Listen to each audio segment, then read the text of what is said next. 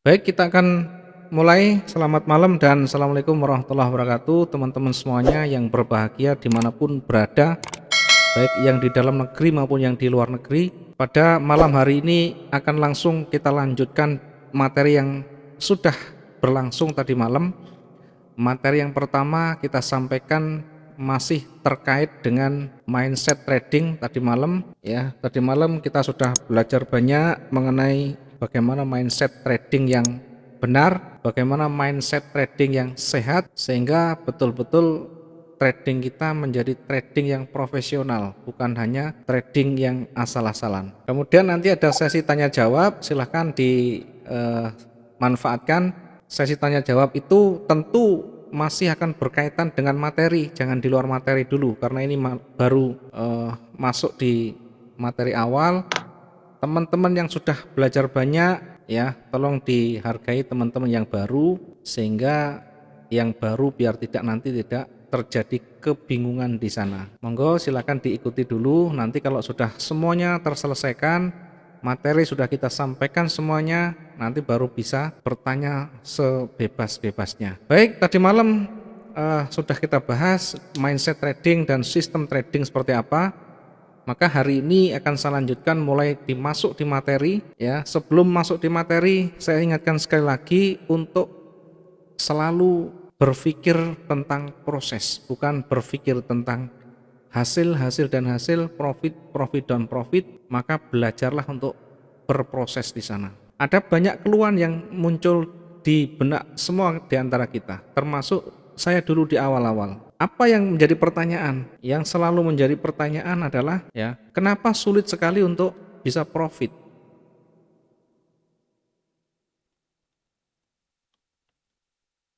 Kenapa selalu susah sekali untuk bisa profit dengan konsisten? Kalau profit saja mudah sekali. Bahkan tanpa belajar pun pasti bisa profit. Yang jadi masalah kenapa profit itu menjadi susah sekali? Jawabannya adalah karena tidak tahu, ya, karena tidak tahu ilmu dan tekniknya.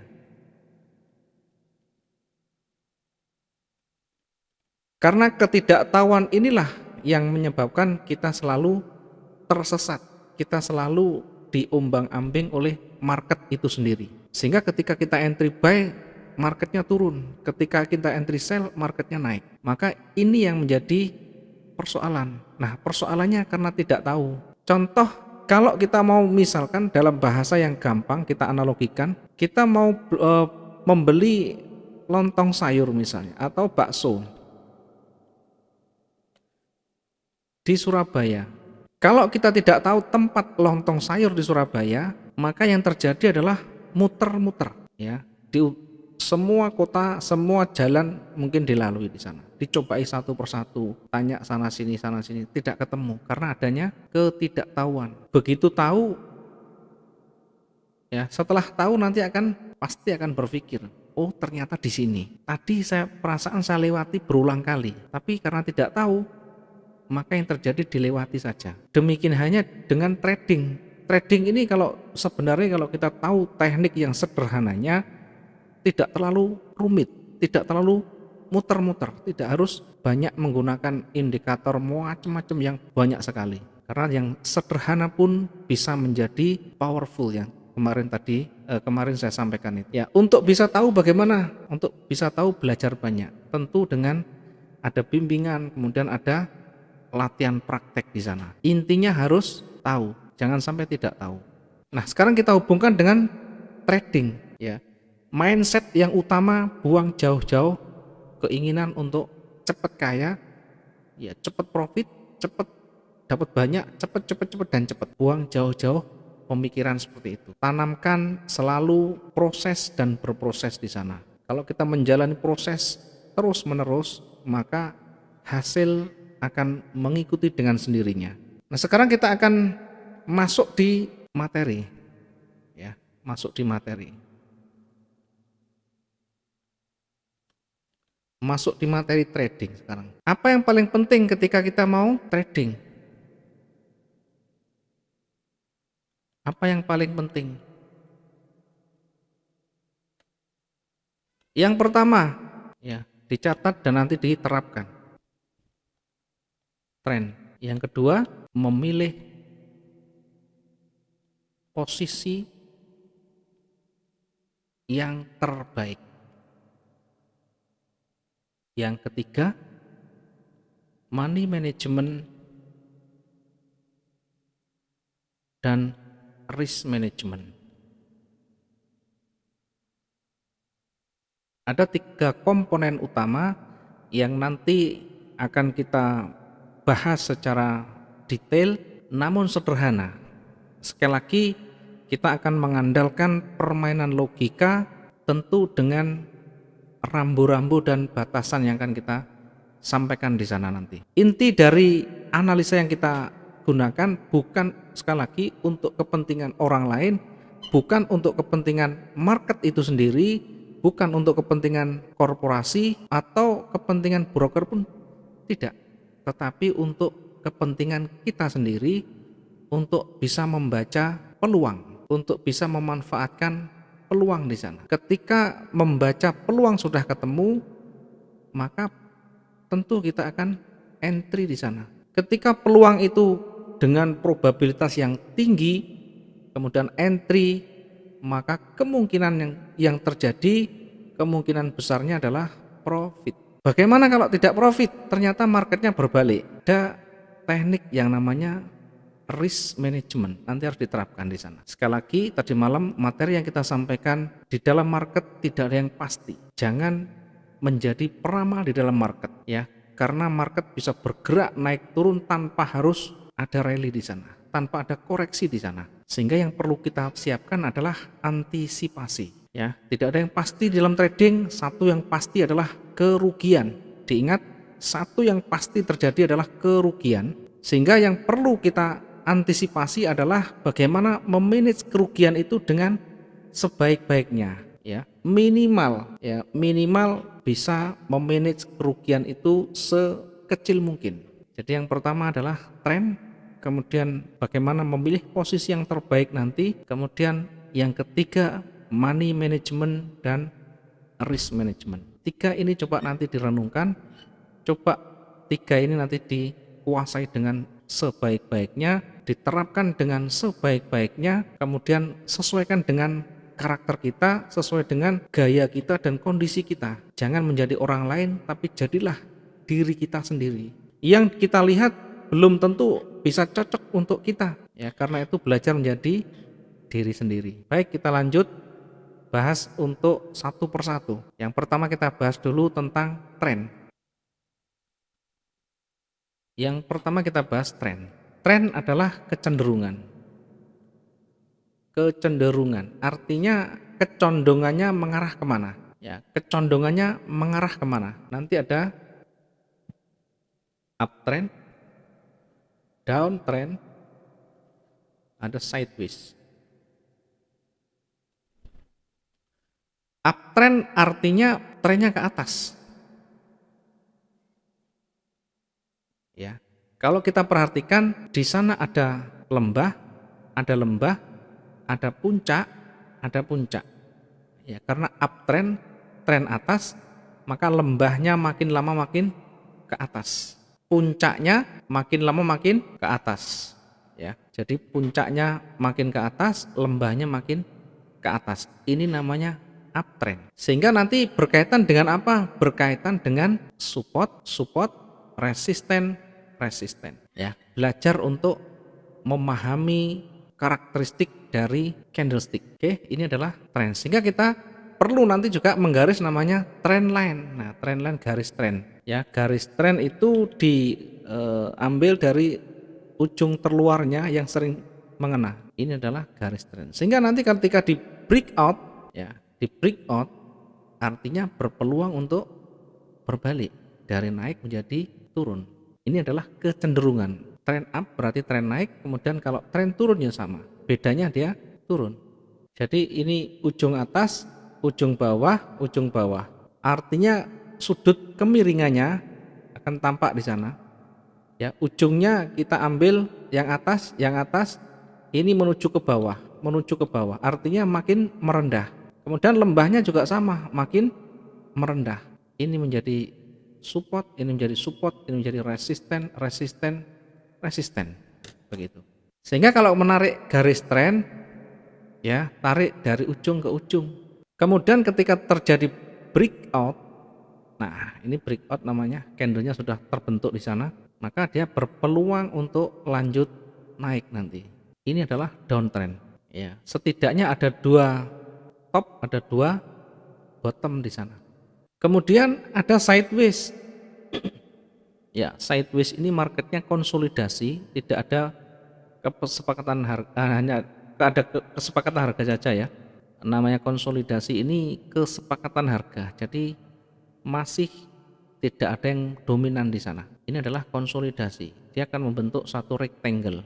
Sehingga ketika konsolidasi begini secara logis kita tidak diperbolehkan sebenarnya untuk entry di sana karena sangat membahayakan. Kondisi sideways ini bisa bergerak sangat tinggi, sangat rendah, sangat panjang nanti ketika breakout ya. Namun demikian kita juga bisa memanfaatkan pergerakannya dengan membaca price action nanti. Ini adalah sideways. Nah, biasa trader-trader profesional ketika sideways begini banyak yang wait and see alias tiarap, menunggu momen yang lebih besar atau breakoutnya. Berikutnya kita akan lanjut di nomor 2. Yang pertama tadi adalah tren. Nah, sekarang yang kedua. Nah, yang kedua adalah memilih posisi yang terbaik tadi. Yang kedua adalah memilih posisi yang terbaik.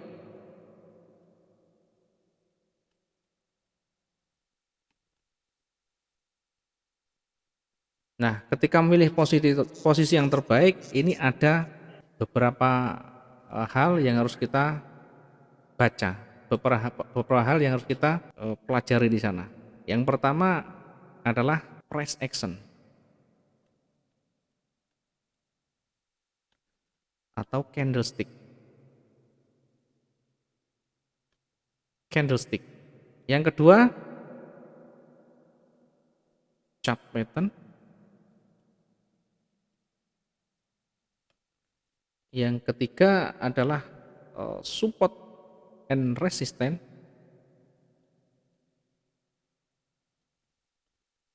Yang keempat adalah ring. Kemudian terakhir breakout. Ya, kita bisa memilih posisi yang terbaik sebagai triggernya, sebagai pemicunya nanti ketika melihat peluang dari price action atau candlestick itu, kemudian chart pattern, support resisten, ring dan break ya. Masing-masing tentu punya karakteristik yang berbeda. Ya, masing-masing tentu punya karakteristik yang berbeda. Seperti apa penjelasannya? Kita akan masuk di price action dulu. Price action atau candlestick. Ini adalah kunci dari indikator. Indikatornya di price action ini atau candlestick itu sendiri. Tidak ada indikator paling akurat selain candlestick. Ya, bagaimana memahami price action ini? Oke, kita coba memahami bagaimana price action itu bekerja. Pada dasarnya satu candle itu dibentuk ada 4 bagian. Yang pertama adalah titik buka, open, ya, titik pembukaan atau open, kemudian titik atau harga rendah atau bahasanya low, ini open, kemudian ada harga tutup atau close, kemudian harga tertinggi atau high. Ada 4 unsur pokok di dalam satu candle. Teman-teman harus paham di mana titik bukanya, di mana titik tertinggi, di mana titik terendah, kemudian di mana titik tutupnya. Selama ini tidak mampu membaca, maka tidak pernah akan ketemu arah market itu mau kemana. Ya, karena yang menunjukkan pergerakan adalah candlestick itu sendiri, grafik itu sendiri, ya, karena ini cerminan dari perkumpulan atau hasil transaksi dari trader-trader seluruh dunia. Teman-teman perlu ingat ketika berwarna hijau atau ini bullish, ketika bullish itu titik tutup atau harga penutupan Ya, saya sebut titik ini mengacu pada harga ya. Titik penutupan ini pasti harus lebih tinggi ya dari pembukaan.